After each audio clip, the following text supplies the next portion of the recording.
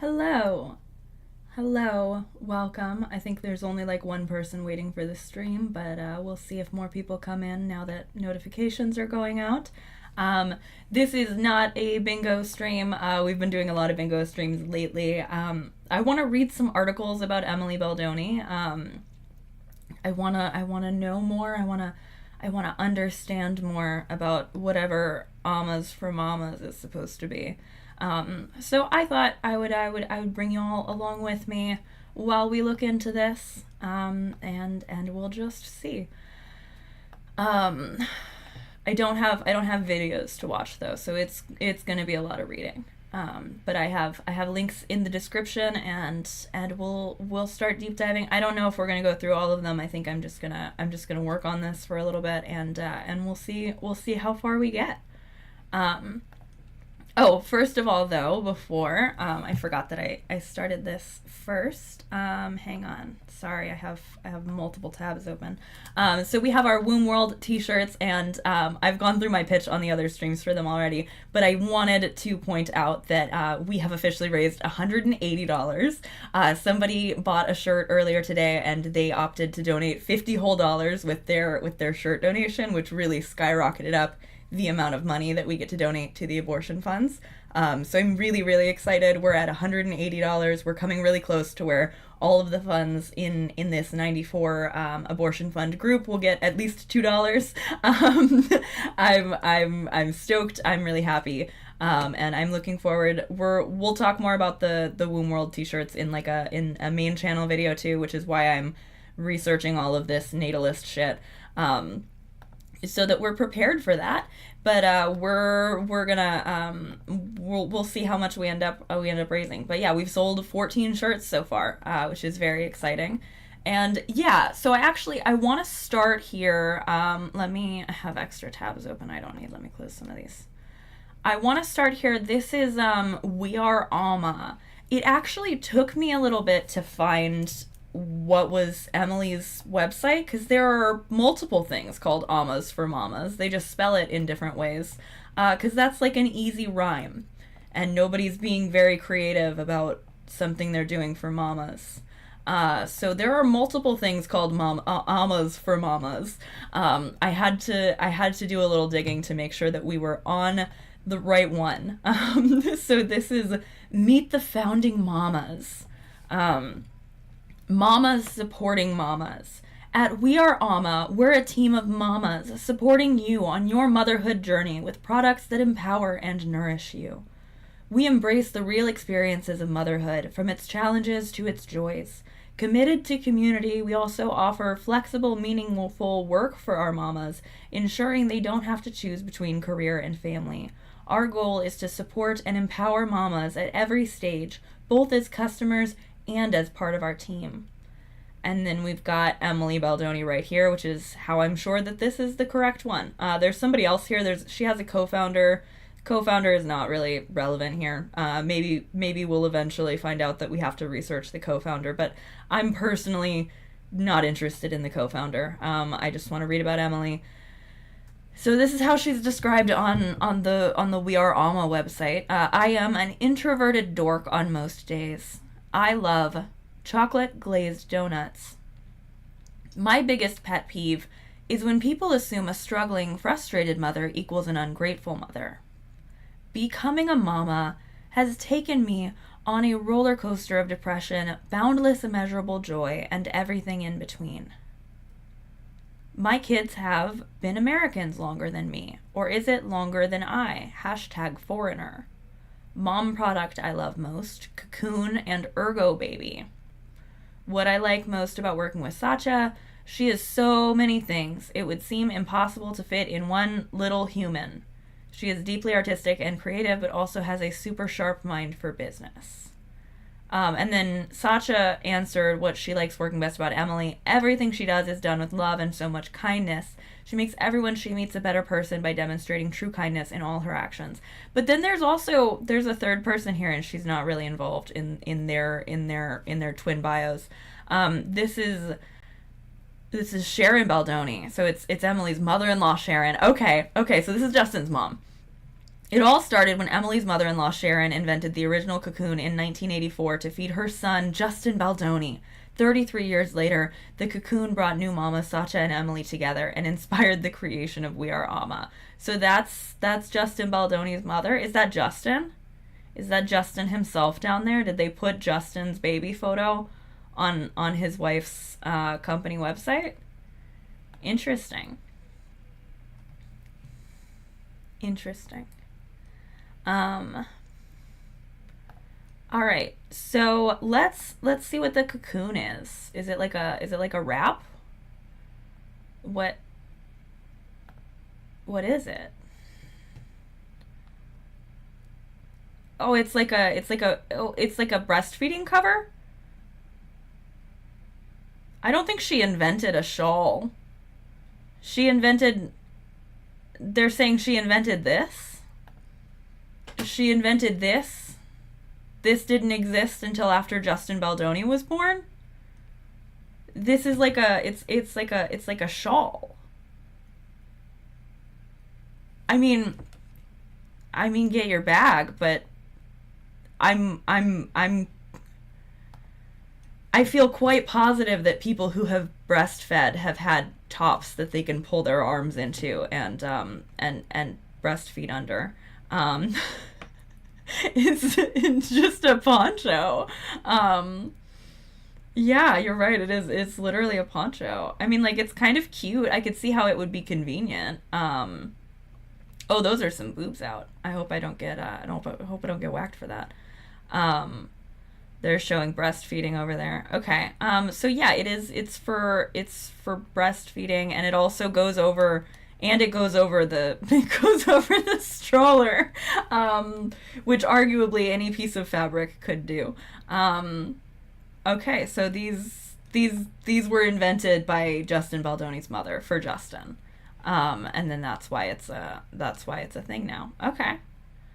That's the cocoon. They are $100, by the way. That is a $100 poncho. Um, that's so expensive.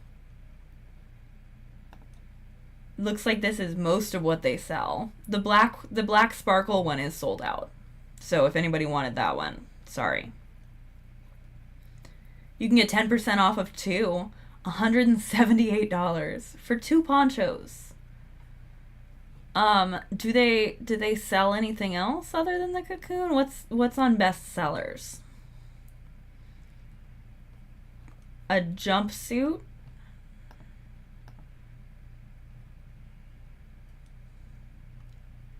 $148?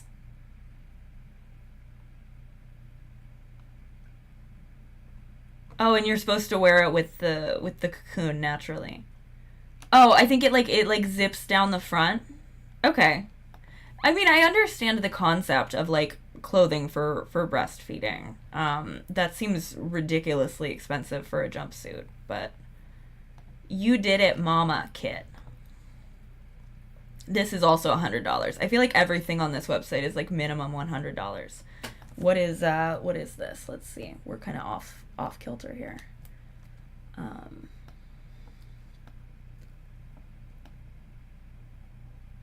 this is the You Did It Mama kit. 6 reviews. Has anybody said anything? I love all these products, but especially the yoni oil. I think this definitely helped me prevent tearing in childbirth. I hope you sold the yoni oil on its own. I bought this kit for a friend who just had her second baby. It was beautifully packaged and shipped quickly. Came beautifully packaged. I love the quality of the nipple cream and oil. Has very light fragrance. If any have not yet used the sitz bath or tea, but very excited to once baby arrives. I bought this kit for my daughter who is pregnant. She was so excited about all the helpful items in the kit. What is it? What's in the kit? All right. Oh, and there's a $178 version. So there's the You Did It Mama kit, and then there's a New Mama bundle that's even more expensive. So we've got lactation tea, herbal sitz bath, yoni oil, and nipple cream we've already heard about. So I think that's probably everything that's in here. This sitz bath, I think. This is nipple balm. Oh, We should have been doing bingo. It's literally called Sacred Feminine Yoni Cream. Oh my god. It's called Sacred Feminine Yoni Cream.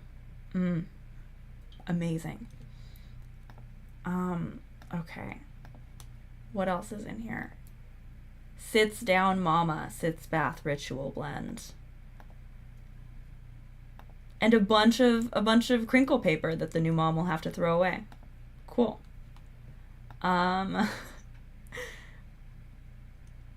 Echo Organic Milk Pads. Does this go in your... Okay. Okay, yeah, so this just goes, like, so that you don't leak milk. $30. I bet you could find this so cheap on Etsy. Like, made with so much love. A $400 necklace. This product has a 6 to 8 week lead time. The Halo necklace. Mama is etched along the outer ridge of the halo. Mama forms the rays of the halo.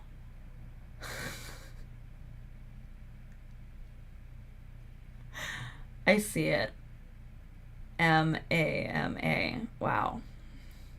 14 karat solid gold pendant and... Is it bales? I don't know what the parts of necklaces are called, but I'm sure they mean like that part. That is ugly. I'm sorry to say. That's ugly. It looks like a gear. It's made more ugly for having mama on the side. The halo necklace symbolizes your initiation into motherhood. You are radiant and unbreakable. The halo embodies the endless light of a mother's love and guidance. The word mama etched on the outer edges honors your role as guardian of that light. Let this halo also be a lantern to guide you through the darkest moments of your journey. Wear this sacred adornment around your neck and know that you are part of a circle of countless mothers who have walked this path before you. That's that circle language that Emily was using last night when she was saying she wants to circle women. Okay, let's see what else we got here. Alma Mater pendant. What? A tribute to you, the nourishing mother. Finally, a necklace that tells your story. Engraved with meaning, inscribed with Alma Mater on one edge and Nourishing Mother on the other. Sun rays represent the warmth and light you give, constantly radiating care and strength as you nourish your little one in every way. Infinite bond, a closed loop of love where the care given is always returned, creating a continuous, unbreakable bond. It's just an infinity sign. The heart, a simple, universal symbol of the deep love and connection between you and your child.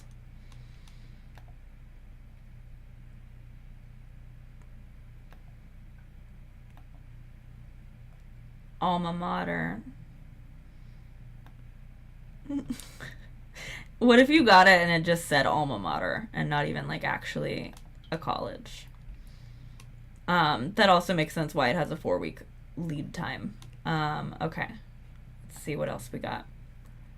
More cocoons. Ama Mama tea. $40? It just says Ama Mama Madre Mare. And it's $40.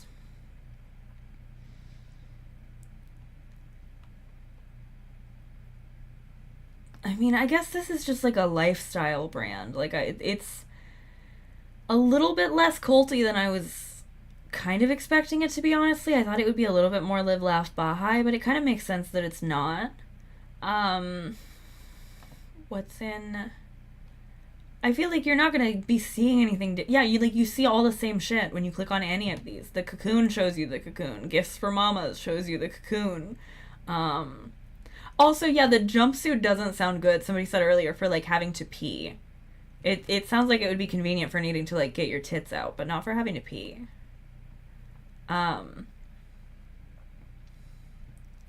Let's check out the blog.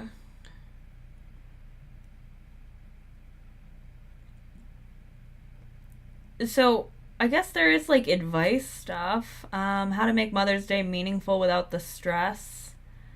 How to balance work and breastfeeding. The ultimate guide for new and expecting mamas. Pumping 101. Birthing love from pregnancy to Valentine's Day traditions. Pumping in style. How to feel like yourself even with a pump in tow.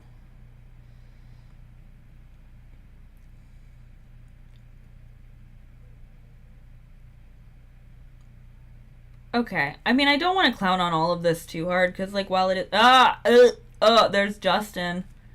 Justin jump scare. Justin jump scare. Um.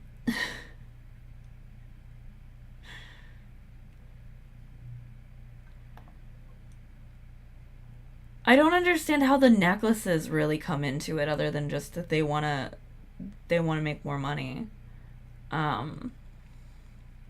Trauma healing, honoring your sacred feminine.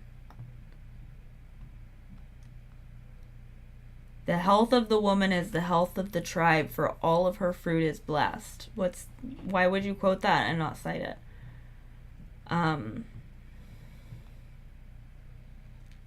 Okay, it must be from this woman, Marsha Lopez, owner of Women's True Healing.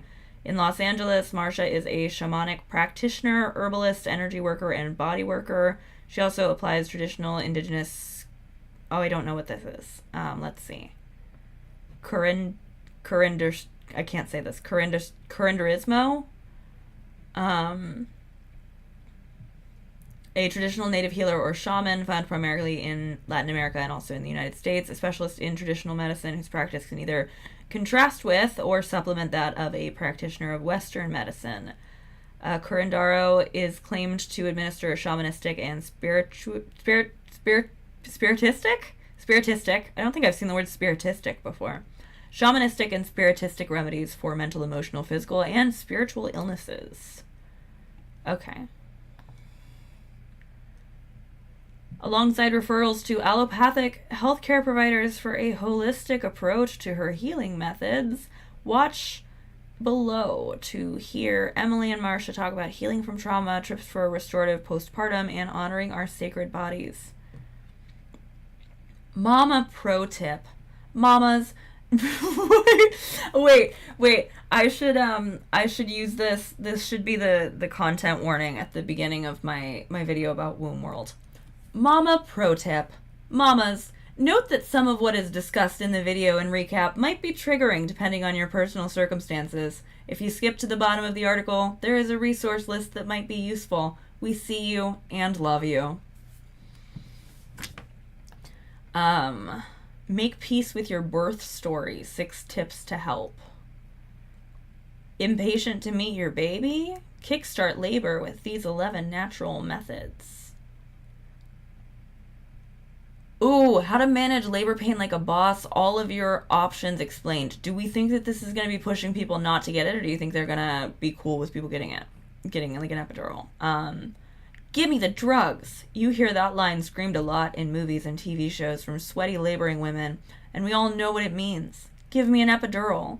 But what exactly is an epidural, and what does it mean for your birth journey? What other pain management options are out there, and how to decide what are the best options are for you? Let's break it down so you can have all the info you need to rock your labor like the boss you are. Smiley face. Epidurals. Epidurals are so scary to me, by the way. Over 50% of people giving birth in the United States get either an epidural or a spinal block during labor. The main perceived benefit is that they're considered the most effective form of pain relief, especially when compared to medications given intravenously. As you make your birth plan and prepare for babe's arrival, it's important to understand the benefits and risks of this type of pain management so you can make informed choices about your options before and during labor. So here's the scoop. How an epidural block works, how a spinal block works, combined spinal block works. Why might you want one? There are a few reasons you might opt for an epidural: general pain relief, pain management in labor, a belly birth, to provide rest to mama during a long or exhausting labor. Is belly birth C-section? What is belly birth? It's got to be a C-section, right? Why wouldn't you just say cesarean? I don't like perceived benefit. I'm going to need to see if the other ones all say perceived benefit or if they're only saying perceived benefit for this. We could have won bingo with this website alone. So true. It does look very 2019. Yes, yeah, epidurals are freaky. Yeah, no, somebody told me one time that you could like feel it scratch on your spine, and I already didn't want children, but I especially don't want children because I wouldn't want a child without an epidural, and I would not want an epidural. Okay.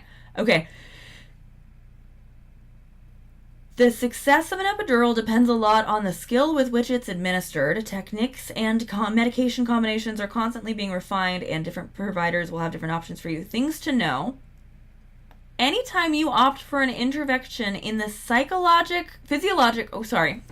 anytime you opt for an intervention in the physiologic birth process, you are medicalizing your birth at least a little bit. And epidurals are no exception. Here's what you might experience along with the analgesic effect. Medicalizing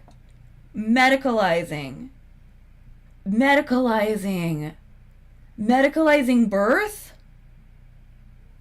Medicalizing birth. You are medicalizing your birth at least a little bit. A water birth at home is a medical event. What the fuck? You can't unmedicalize giving birth. Like you're like in the hospital, or not in the hospital sometimes, but it's still a medical event. It is like an intense and serious medical event to have an end of a pregnancy. What? I'm sorry, like, medicalizing in that context, it really sounds like this article is because they don't want you to get an epidural. That is so weird. This is so weird. Yeah, medicalizing a major medical event. Yep. That's why they didn't call it a C-section, because they want it to be natural. Giving birth is never a medical, right? Like, I don't understand. Medicalizing is a wild word to use here. Okay, here's what you might experience along with the like anesthetic effect. Continuous monitoring of both your vitals and babies. This means being hooked up to monitors that will check stats like blood pressure and oxygen levels, and fetal and contraction monitors around your belly, which may restrict your movement.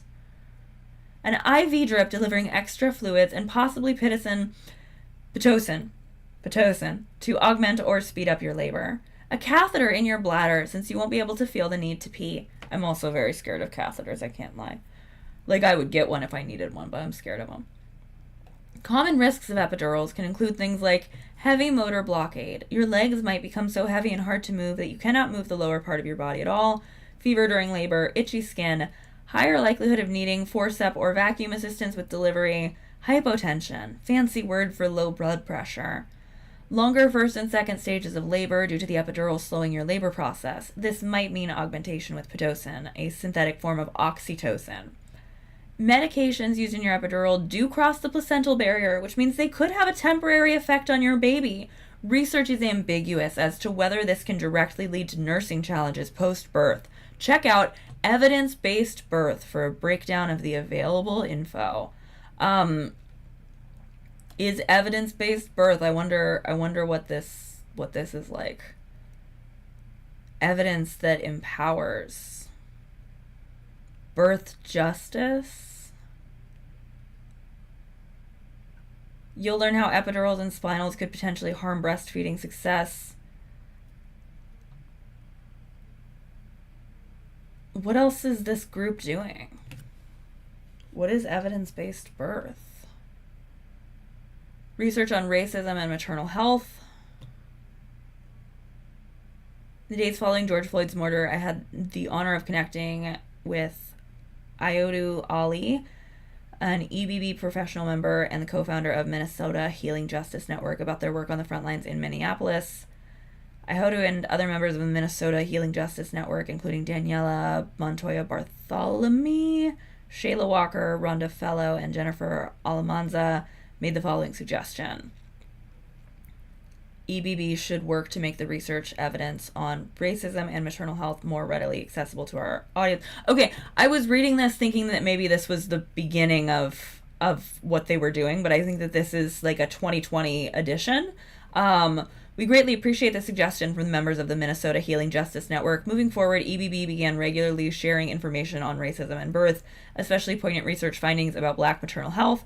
Our efforts were elevated to the next level as a result of Ihotu Ali serving as a research editor on Team EBB. She helped contribute our new one-page handout debunking the racist origins of pelvic shapes, linked below, as well as create a signature article on anti-racism in healthcare. Please remember that racism and white supremacy are the cause of any racial disparities, and remember that there are known solutions. Black midwives, Black doulas, and Black nurses hold the key. Black midwives such as Jenny Joseph and Uzaze Village and Mamatoda Village and Jama Birth Village and San Antonio Nurse Midwife, among so many others, are living proof that we can eliminate and reduce disparities under their leadership. Read and share the research, but recognize the opportunities for justice and equity. New research alert, abortion research resource guide. We were motivated to compose this resource guide because of the tumultuous times we are facing in the United States with the overturning of Roe versus Wade and how it impacts our family members. We know that people are looking for accurate information on this highly charged topic. We do not shy away from hard topics, and we feel a great responsibility toward our community who trust us to provide quality information. What do you have to say about abortion? What do we got here? Okay. Read me first. We will.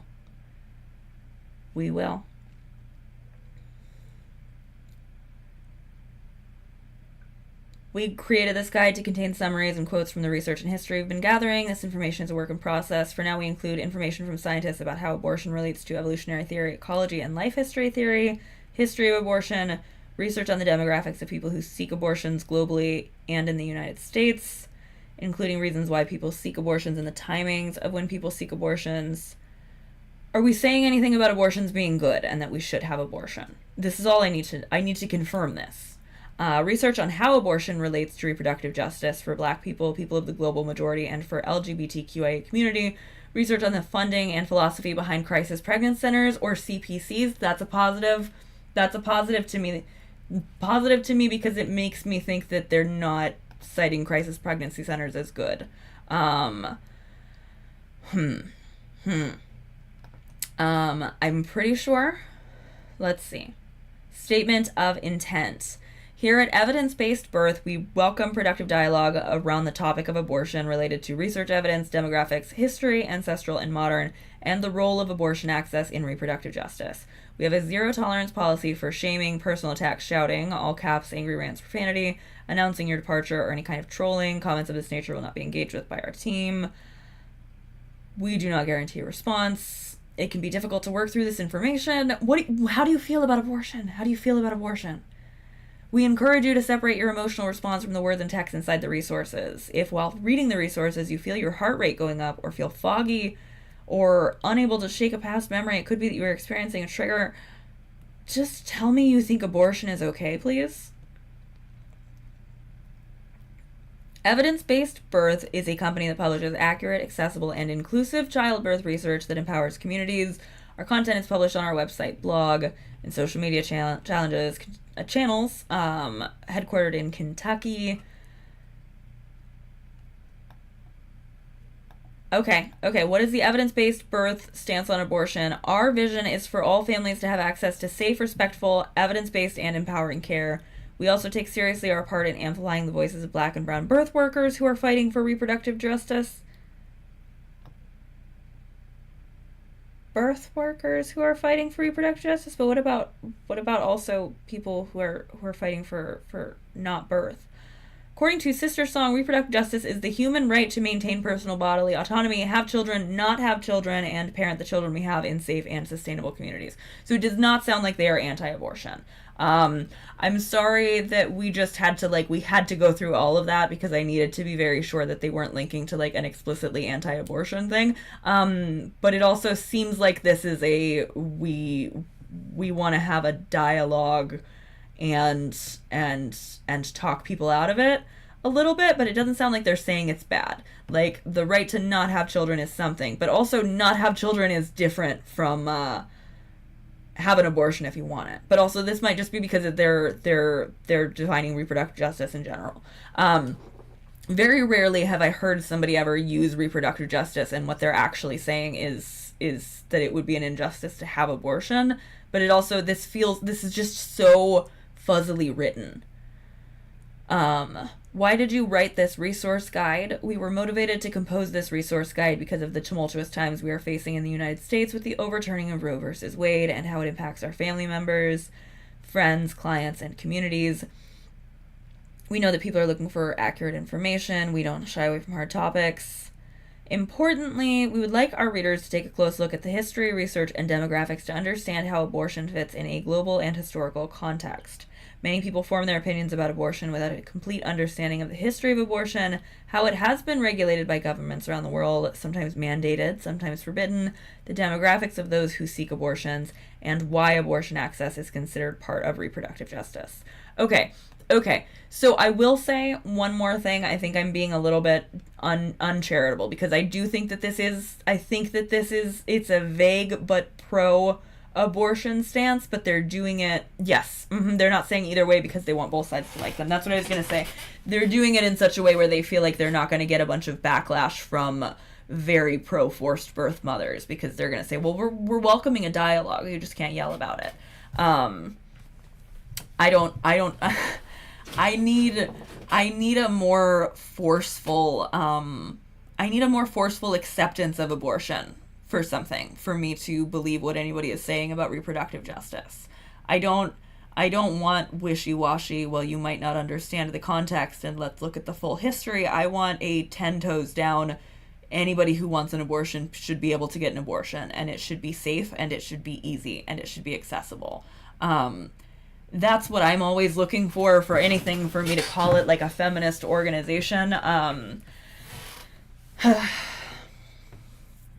Yeah. I think the talking people out of abortion vibes are because they're trying to focus on how a lot of medicine is very connected to white supremacy too, how it's harder for women of color to get good care. That's another thing. That's what's kind of setting off my alarm bells, is because I feel like this is one of those things where, I do believe that they are for real. I believe that they are for real, speaking to community leaders who are women of color and who are black women. I do believe that they maybe got a note in 2020 that said you could be more intersectional and you could be more thoughtful. But I also know that a lot of anti-abortion people, when they're speaking about medicalized racism, they're saying that because they're specifically only concerned about it because they heard a figure once that people of color have more aborted fetuses. And so it kind of did also, it startles me a little bit, but I do think maybe this is a pro-choice document that is just tailored to its audience.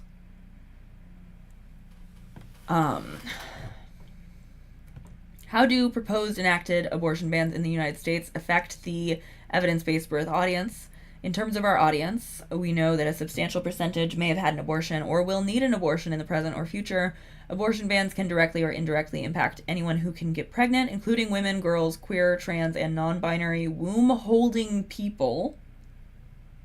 However, abortion bans disproportionately impact people and groups who are marginalized, targeted by white supremacy, culture, and oppressive violence, including black people, poor people, young people, people of the global majority, disabled people, and people from the LGBTQ2SIA+ community. Abortion bans introduce the element of criminality, including the outlawing of certain medical treatments and/or the making of certain medical treatments more difficult to access. The medications, treatments for spontaneous abortions, miscarriage are similar, identical to those of an induced abortion. Thus, abortion bans not only affect people who need an induced abortion, but they also affect the accessibility of those treatments for people who have a spontaneous abortion, miscarriage, ectopic pregnancy, very early preterm rupture of membranes with infection, or stillbirth. Furthermore, due to the overturning of Roe v. Wade, some laws may encourage the reporting, investigation, suing, or abuse of people who have both induced and spontaneous abortions, since clinically it can be impossible to tell the difference between an induced versus spontaneous abortion. Thus, these laws endanger anyone who can become pregnant. Okay. I mean, I'm feeling better about this the more we're reading, but also it's 5 pages of kind of dithering to get there. But I don't know. I don't know. I feel interesting about this. I don't know. I'll take womb holding people over them just forgetting we're not all sacred feminine women. Yeah.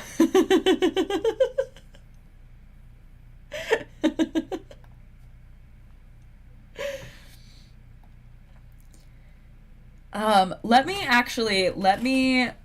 me, I'm sure somebody else has already defined people of the global majority better than I can.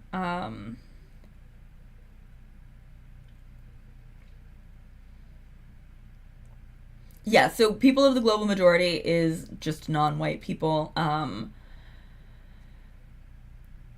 me see here. A collective term for people of African, Asian, Indigenous, Latin American, or mixed heritage backgrounds, who constitute, obviously, like an approximate majority globally. Approximately 85% of the global population. It has been used as an alternative to terms which are seen as racialized, like ethnic minority and person of color, or more regional terms like visible minority in Canada and Black, Asian, and minority ethnic in the United Kingdom. It roughly corresponds to people whose heritage can be traced back to nations of the global South. Okay, so this does seem like it's a pro-abortion document. We recognize that there are a wide breadth of scenarios where abortion bans could negatively impact the health and life of anyone who can become pregnant, and our hearts go out to anyone who may find themselves in these scenarios without adequate support or treatment. We have created a document called Actionable Resources that directs people toward resources for people in these situations. I'm feeling strong emotions that you're even bringing up this topic.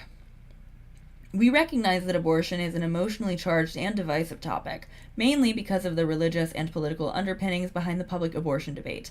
And we all know how difficult it can be to talk respectfully about religion and politics.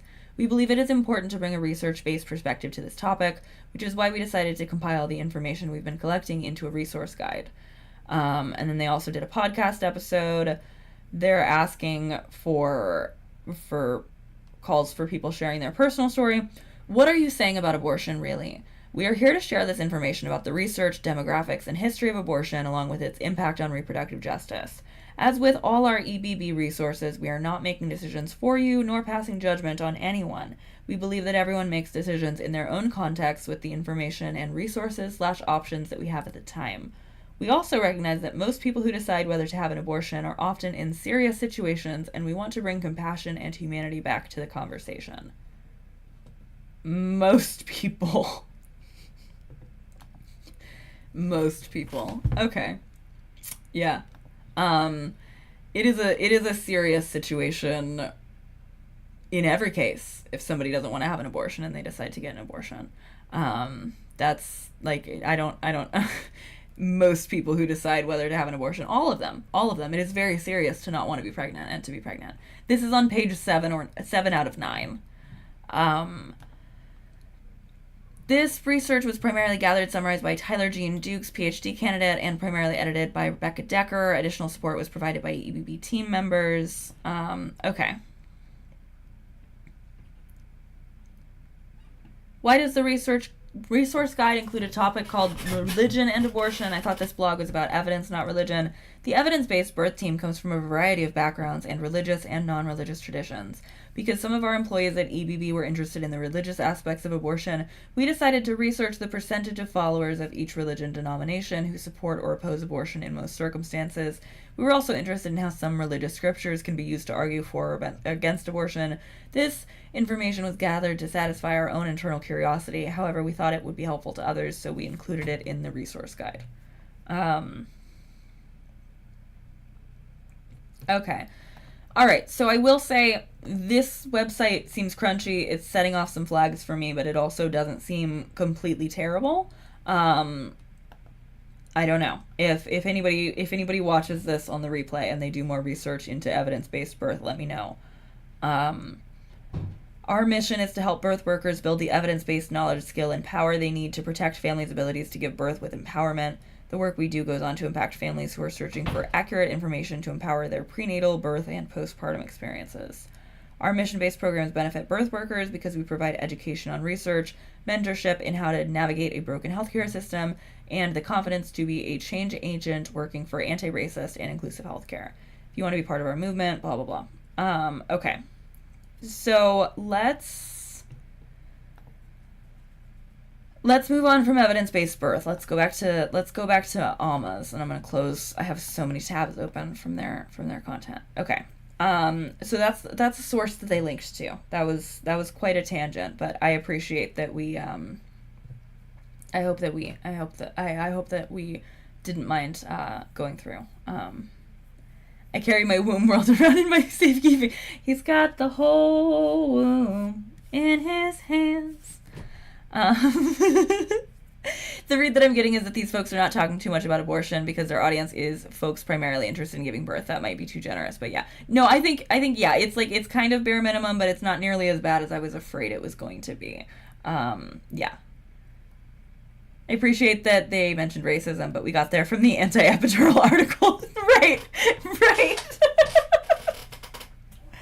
Yeah. If also Clara, very good to mention. I don't want to pull it up because I don't want to call too much more attention to it. But if anybody's on Instagram and you happen to see Alexa Nicholas's recent posts where she's like full on doxing people and posting and tagging their employers, go ahead and do me a favor and just report that. I don't know if we can get Instagram to take it down. I reported it and they ignored mine, but make sure that you're reporting for harassment. You can find the post. I mean, she's posted a bunch recently. And I guess she's still whatever. But yeah, if anybody's on Instagram, maybe go report Alexa's recent posts for harassment, because she's doing a lot right now. Increased risk of unplanned cesarean from an epidural. This depends a lot on your care provider, since it's especially important for docs to follow best practices when it comes to epidurals to help prevent unnecessary belly births. Less common risks of epidurals include inadequate pain relief. Epidurals don't work for 10 to 12% of people who receive one. Spinal headache from leaking spinal fluid. Slowed breathing or drowsiness in mama. The mama is so paternalizing. Infection at the injection site. In very rare cases, permanent nerve damage, seizure, and severe breathing difficulty have occurred. In some cases, an epidural isn't a viable option at all. If you have certain health conditions or are on certain medications, if you're not at least 4 centimeters dilated, if your doctor cannot locate the epidural space to place the catheter, or if your labor is moving too quickly to get the meds going. Mama, pro tip. Epidurals can be part of something called the cascade of interventions, which basically means that once you get one intervention in labor, you may be more likely to receive subsequent ones, up to and including an unplanned C-section. As part of your birth prep, we recommend bringing up any concerns or questions you have about this to your care provider so you can feel prepared and advocate for your wishes. Let's see if they have so much negative to say about non-medical pain management as they do about epidural. Hey Mama's lesbians versus this website. Who wins? The Hey Mama's lesbians every time. Everyone should absolutely be informed of the risk of any medical procedure, including epidurals, but this is not that. Yeah. Like I just if you end up needing multiple interventions, you should trust the doctors about it, probably. Like, you should talk to your doctors about it beforehand, but, like, the cascade of interventions is very fear-mongering.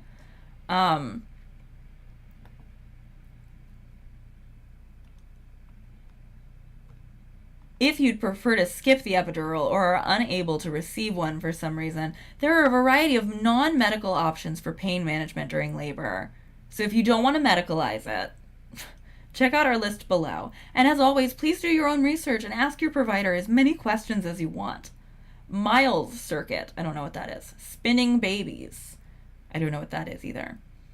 What the fuck is any of this? What is hypnobabies? What the fuck is hypnobabies? I don't want to Google that. I feel like I'm going to get something nasty. What is hypnobabies? Chat, what is hypnobabies? What is hypnobabies? I'm not going to Google it on live. I'm going to Google it on my phone. But what is hypnobabies? Hypnobabies is a best-selling hypnobirthing course with a complete evidence-based childbirth education and includes medical-grade somnambulistic practices. Huh? Don't medicalize your birth with an epidural or a belly birth, but go get hypnotized. That'll help. Why did it never occur to me that people are doing hypnosis for birth? What the fuck? What? Huh? Okay, so Hypnobabies is not only hypnosis for birth, but they're listing a specific brand name, a registered trademarked version of hypnosis for birth. Counter pressure, rebozo sifting. What is rebozo sifting? I don't feel as scared that I'm going to accidentally get. Rebozo sifting is a technique using a rebozo, a traditional Mexican shawl, to gently move the baby's body during labor, potentially aiding in fetal positioning and promoting maternal comfort. Can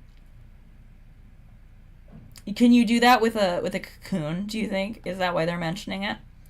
Breath work. I think you do breath work and an epidural together. I think you could do all of these with an epidural, by the way. Mantras/affirmations.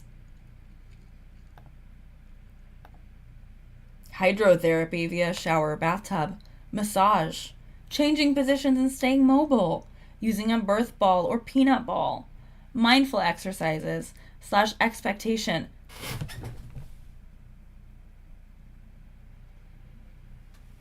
Huh? Nitrous oxide?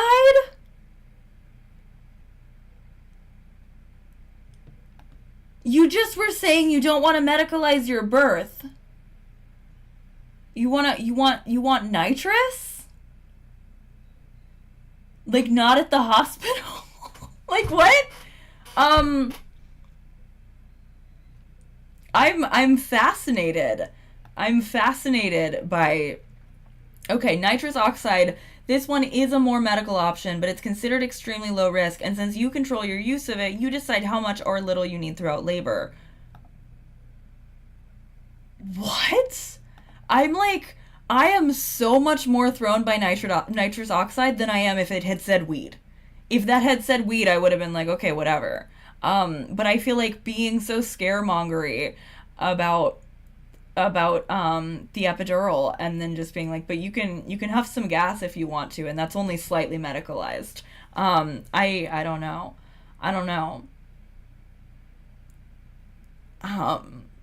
Wow. I cannot think of any doctor who would do birth with nitrous oxide. I've never heard of that before in my entire life. I don't like medical being conflated with dangerous. Me fucking neither. Me neither. All these methods carry little to no risk to you and your baby, and can be used in combination with each other to maximize their efficacy. That's the only thing they're going to say about, like, what might happen if you don't have, like, a supervised birth? And we got all that scaremongering about epidurals, and nothing bad about any of these, except maybe that they have to admit nitrous oxide is a more medical option? Huh?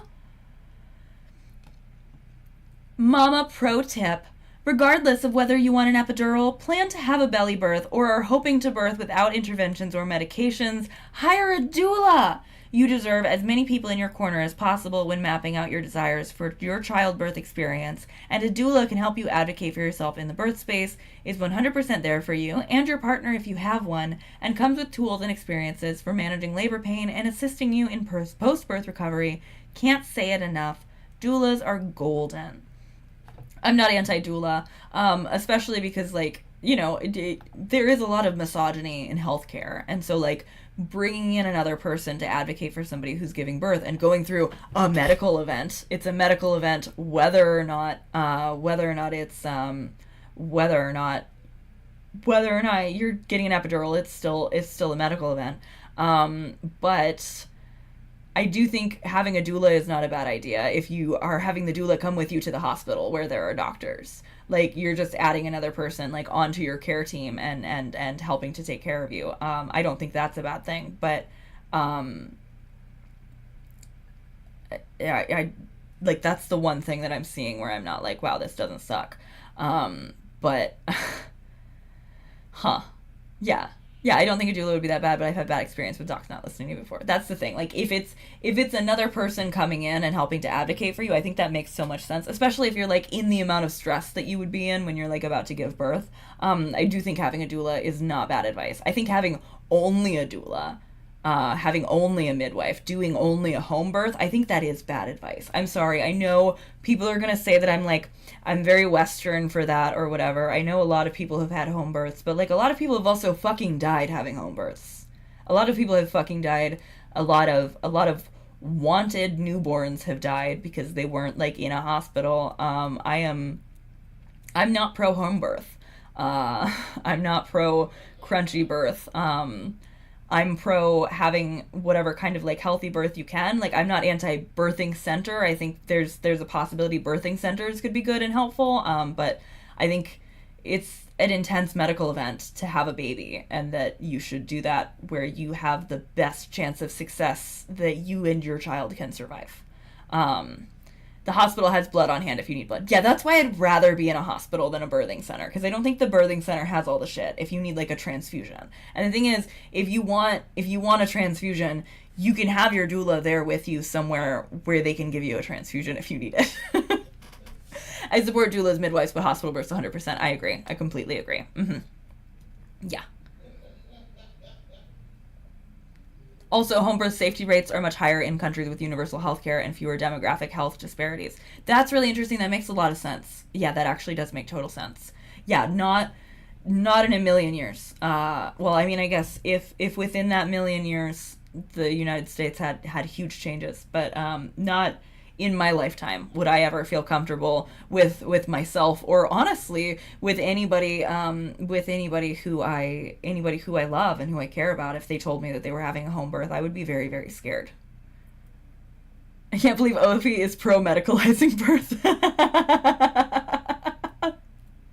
Doulas are a mixed bag. It's not a protected term. There's no register for them to be struck off of if they're crap. Some of them are great, though. Oh, yeah, I bet there are some real freak doulas, actually. That's a really good point. Fire your doula for any reason is my piece of advice.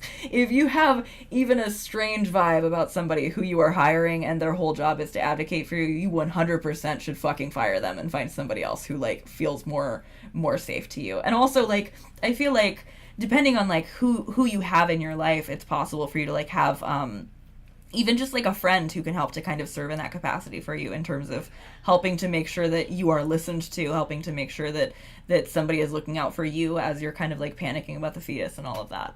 But yeah, definitely the fact that pretty much you could just be like, I'm a doula, and you could be a weirdo. I mean, we were talking about this the other night on stream, right? Penn Badgley's wife is a doula. And I remembered that because I remembered a piece of really weird clickbait that I got a couple years ago about Amy Schumer firing Penn Badgley's wife as her doula before giving birth. And we were saying on chat the other night how, like, I remembered that because I took a screenshot of it and I posted it to my Facebook, and I was like, this is the least interesting clickbait I've ever gotten, because I've never I've never wanted to I've never wanted to know about Amy Schumer's birth experience, particularly. But then now I'm remembering it because Penn Badgley is coming up so much because he's Baha'i.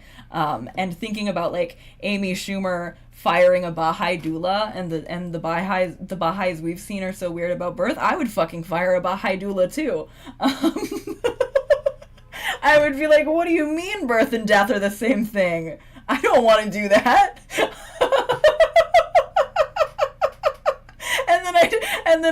I'd find somebody, I'd find somebody who wasn't gonna tell me that birth and death are the same.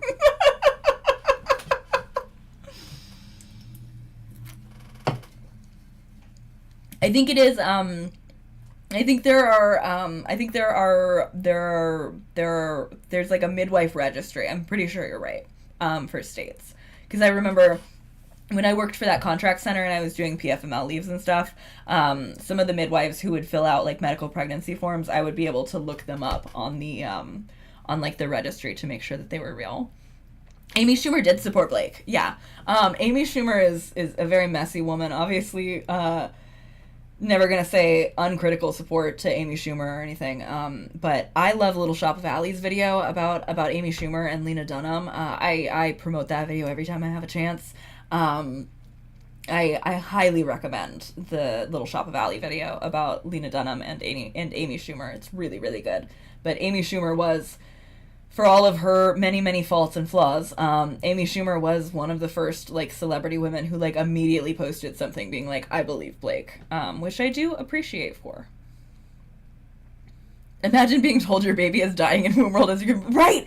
It would be so scary. I would not trust that. Yeah. Okay. Bottom line, there are many options available to you for effective pain relief during labor and birth, and the most important thing is that you feel empowered to make the choices that are best for you.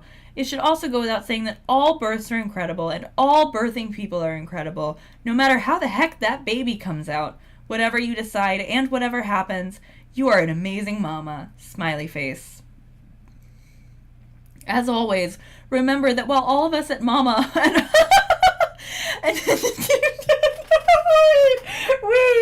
Wait. As always, remember that while all of us at Alma are brilliant and passionate about all things motherhood, none of us are medical professionals.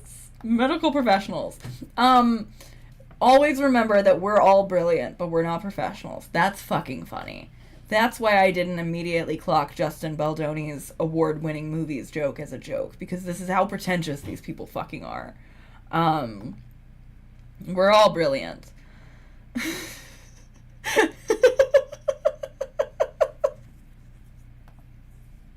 All of us are brilliant and passionate about all things motherhood. Are you brilliant? Are you all brilliant? Are you all brilliant? Okay, so honestly, that's really not all that far off from what I was expecting. They scaremonger about epidurals, and then they pretend a bunch of other shit is going to help when it's not. All right. Let's see what else we got here. Saying birthing people and then ending with "you're an amazing mama" is insane. That's such a good point.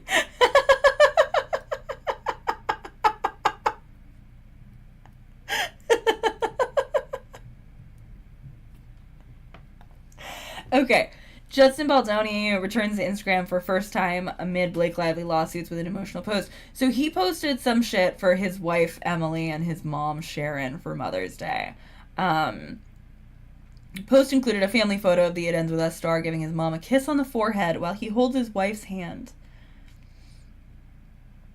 Couple's 2 children, 9-year-old Maya. I always want to put an R in there, and it's not there. Maya Grace Baldoni and 7-year-old son Maxwell Roland Samuel Baldoni also make an appearance in the snap. Maya and Maxwell sweetly embrace their parents while their faces are hidden from the camera. In the caption, Justin Baldoni wrote, "My mom gave us faith. My wife is the definition of it. Our children are growing up in the fortress of that love. Happy Mother's Day to all," and included a red heart. And that's the first time that he's posted since December 10th, which was before the New York Times thing. So that's our most recent Baldoni update. I don't really give a shit. But I did find this. This is from www.women.com, which is not a website I think I've been on before, but I thought it was funny. So this is from www.women.com. The red flags we can't ignore in Justin Baldoni's marriage. Um, Justin Baldoni and his wife, Emily Baldoni, haven't shied away from speaking out on their relationship. Whether it's on social media, Baldoni's Man Enough podcast, or in magazine interviews, the couple have repeatedly shared the highs and lows of their union. In fact, during their 2013 wedding, Justin apologized to his wife in front of their family and friends. I'm sorry for all my faults, my shortcomings, for my insecurities and my ego, and for everything that I've ever done or said that's hurt you, and everything I've ever brought to this relationship that hasn't been pure, he said. The It Ends With Us star didn't go into detail, but that's not the only time he's alluded to friction in his relationship with the Swedish actress. 7 years later, the couple told Yahoo Life they struggled amid the coronavirus pandemic. We had a big blow up because I was failing, and I was feeling like I'm doing all this wrong, and we weren't connecting, and we needed to kind of reorganize our lives, Justin said.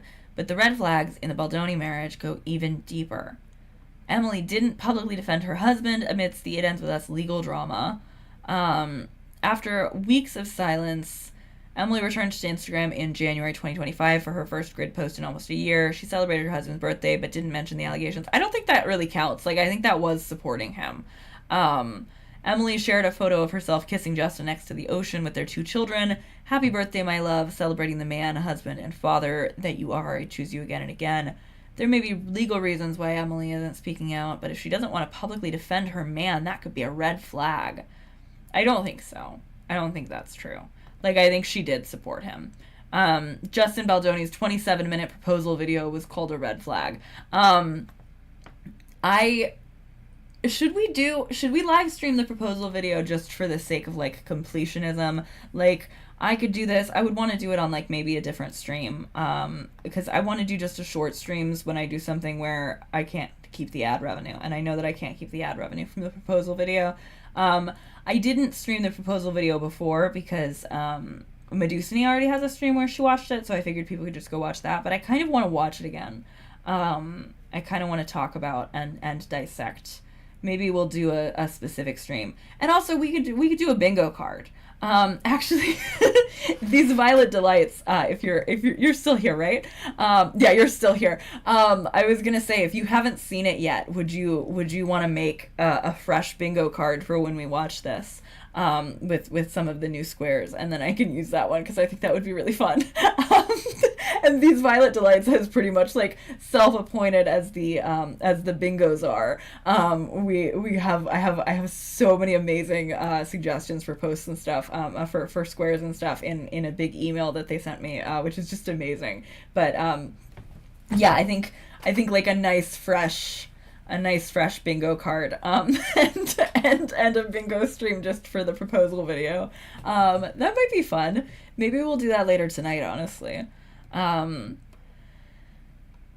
Though the moment was supposed to be romantic, not everyone saw it that way. After the clip resurfaced on Reddit in 2024, one user commented, "It's 27 minutes long. That's insane. He just made her sit silently through a short film starring himself as a way to propose. It's not sweet. It's just weird and creepy. All the red flags." I agree, actually.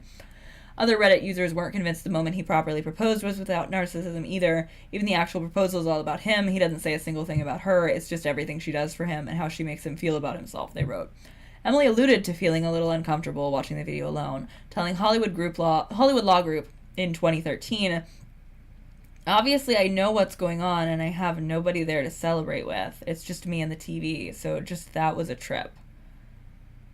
Speaking about the viral video, which has been viewed more than 14 million times, on Live with Kelly and Mark in 2024, Justin claimed it was done in good humor. The whole idea was that I failed at these proposals because I was proposing in the way that I wanted versus the way she wanted, he said, calling it a big joke.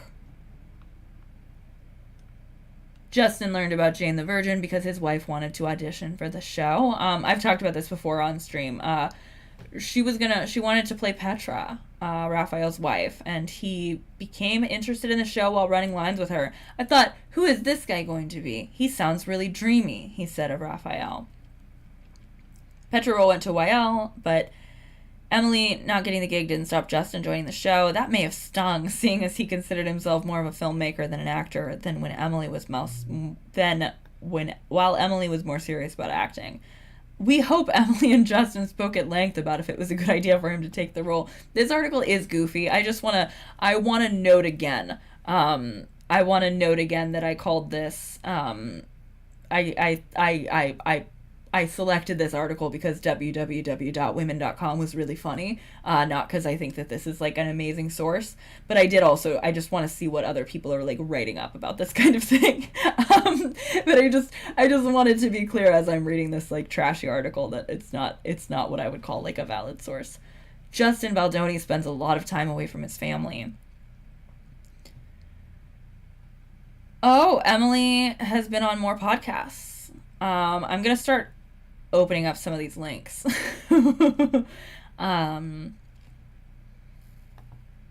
Let's see. Like, I was doing... Oh, they did a couple podcasts together. Yeah, we definitely need to watch this. Respecting the work of this stay-at-home partner. We'll watch that another time. She told Healthy Way that she does most of the childcare and isn't always sure when he'll be home.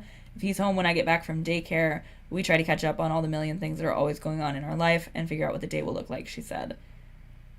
Justin alluded to how much hard work Emily puts into their family in 2020, admitting to she knows Emily in some ways has been the mother and the father. I have been trying to balance, figuring out how to provide. He added, I am wrestling and grappling with the guilt I have about not quite being the dad that I want to be. I'll also open that up for later. He admitted to making a lot of mistakes in their relationships. Justin Baldoni celebrated his 11th anniversary with Emily Baldoni in 2024 with an Instagram video montage of some of their sweetest moments, but it was Justin's confession in the clip that raised eyebrows. The actor cried as he told his wife, You could have given up on me a lot of times. I've made a lot of mistakes. Your grace, your compassion, your love, your belief that I can be better even when I fuck up is why we're even here. Yeah, I don't like it. That is what www.women.com had to say though. I'm gonna just move these two tabs over to the side so that I know I want to look at them later. Okay. All right. So the couple, who have been married for 11 years, share a son and daughter. Oh, this is Justin Baldoni's wife, all about Emily Baldoni. The couple who've been married...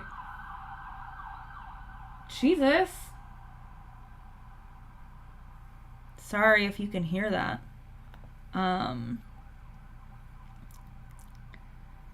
Imagine saying that the same year it comes out you're a massive creep. Exactly.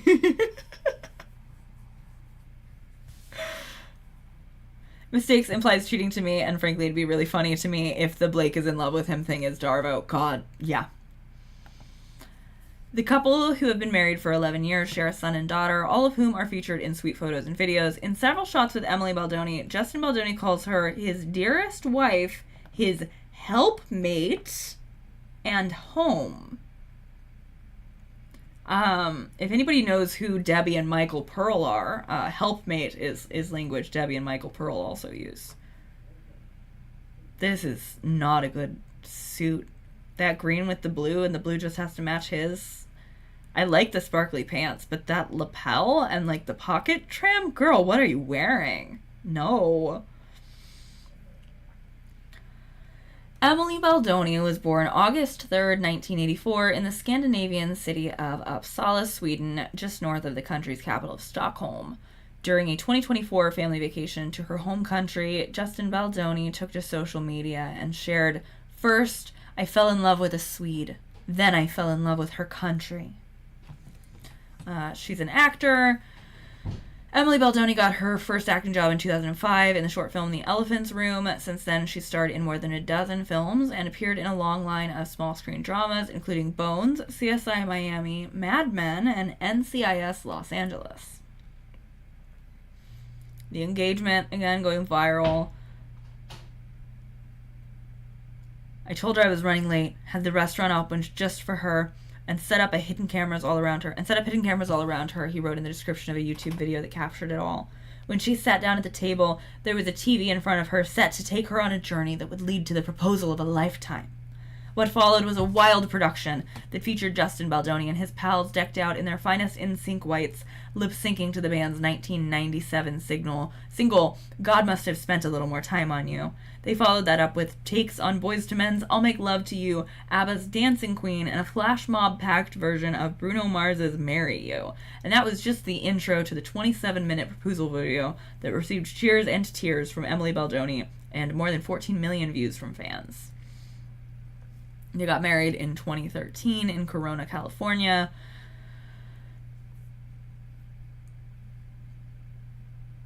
Just boring bullshit about their marriage. I'm so grateful I get to choose to wake up every day and love this woman, but after 11 years of marriage, what has made things so sweet and what has allowed our relationship to get better and better over time is the fact that I don't just love her. I also like her. Like, a lot. I have 2 children, Maya in 2015 and Maxwell in 2017. He wrote an adoring essay about her on Instagram for her 40th birthday. I am in awe of this woman, he began. Her strength, her bravery, her groundedness, her magic, her love. Wherever she goes, she creates ceremony, and she's taught me to do the same. But she's taught me what matters most is not in the bigness, but in the smallest moments. The pause between the beats, the calm between the waves. That's where her ceremony lives. She is a fountain, constantly emptying herself so she can keep giving. It's an honor to witness.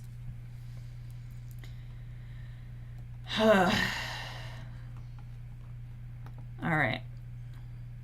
I bet this is probably the same shit we just read. Yeah, the apology, the proposal video. Justin Baldoni seems to struggle with boundaries. This is from another, like, kind of trashy red flags in Justin Baldoni and Emily Baldoni's relationship, but this is, okay, so this says, the legal drama surrounding Justin Baldoni's film It Ends With Us has seen a lot of twists. The erratic communication certainly hasn't helped clarify the situation. If anything, the slew of texts, emails, and voice notes has turned into a morass of pseudo-evidence, and has also sparked questions about Baldoni's lack of professional distance.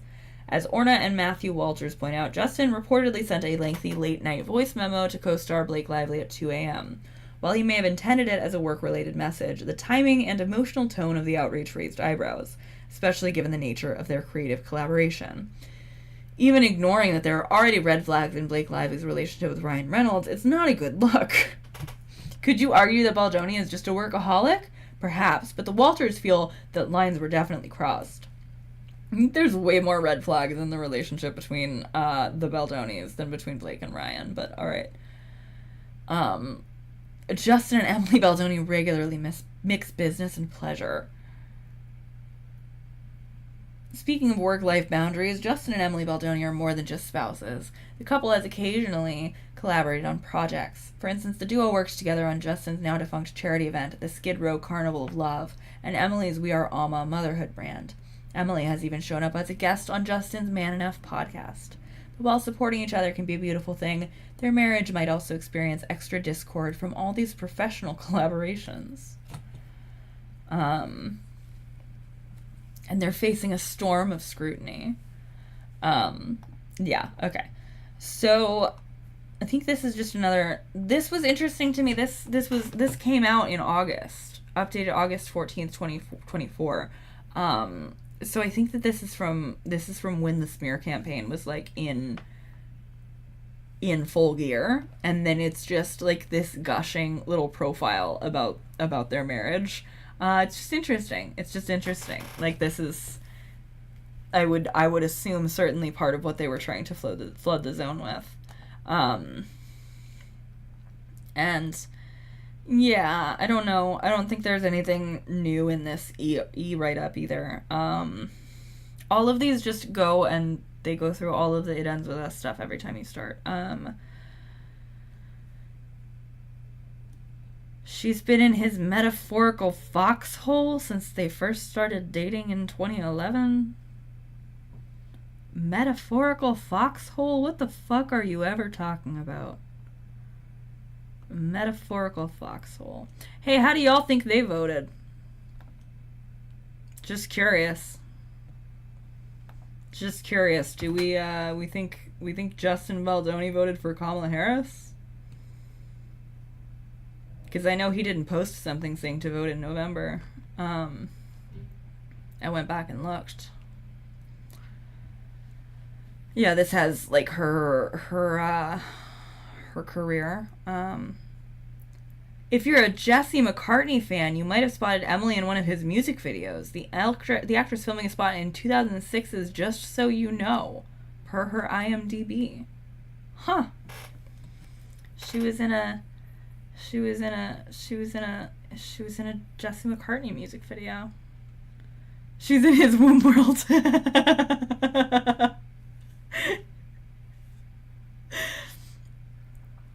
I'd like to hear what he likes about her that doesn't give him something, i.e. her groundedness or ceremony, or her engaging intentionally for the both of them and emotionally regulating himself and him. It's all about him. It's all about him completely. Yeah, exactly. I don't think there's something wrong if partners learn from each other or one partner wants to teach the other something, but you can't have it be the burden on one partner always. Her life sounds exhausting. Like, I feel really mean about this, but her life sounds exhausting and terrible. But she does get to play somebody named Julie in both of the movies he directs, so I guess that balances it out. She got to give an ultrasound technician thing, and she got to be in 5 Feet Apart. She got to be in Clouds.